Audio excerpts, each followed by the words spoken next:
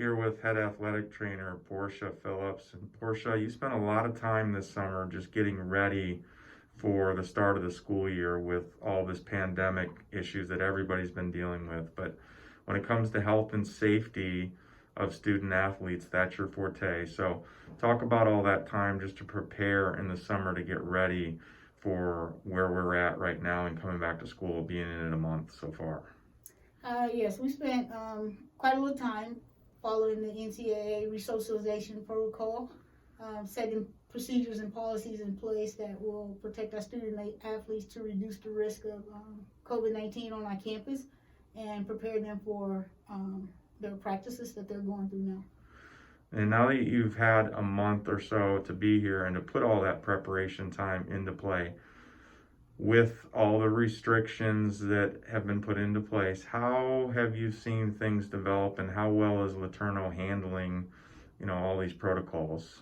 I think it's going very well right now. We've taken the resocialization protocol and procedures that they requested, and we've taken what the university has put in place, and we matched those two things, and we're following it with our student athletes. Our student athletes are being compliant. They're wearing their mask. They're sanitizing their hands. They're reporting any symptoms that they may have, and I think it's going well right now. Very few cases here as compared to other places. So LeTourneau seems to be doing a pretty good job of trying to mitigate the spread of the virus, but we're coming up on the cold and flu season here. So what do you want to stress to student athletes and young people and just anyone in general as we get closer to the change in the seasons where colds and flus typically start to come back? Sure, we're just asking the student athletes if with the seasons changing, that if they have any symptoms, experience any symptoms, to report that to the athletic training staff. And then we have a protocol in place that we'll take it from there once they report a symptom.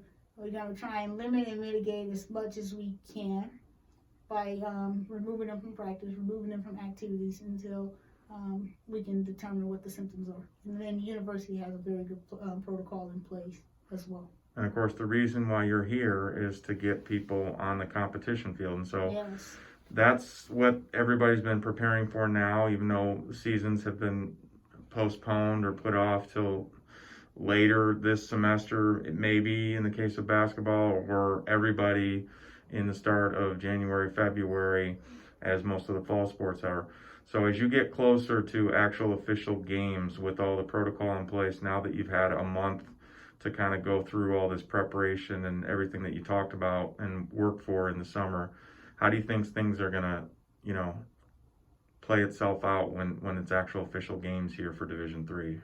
well, my hope is that it'll run smoothly. Obviously, from the start, that it will run smoothly. But the protocol, once competition starts, taking a sport like basketball, high contact soccer, high contact volleyball, we will follow what the resocialization procedure requires of us. There will be testing. We will do symptom check, temperature check.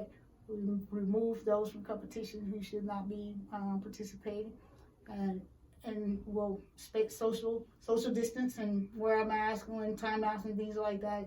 We'll try to do all the steps and protocols that we can to keep the athletes safe so that we can play these competitions.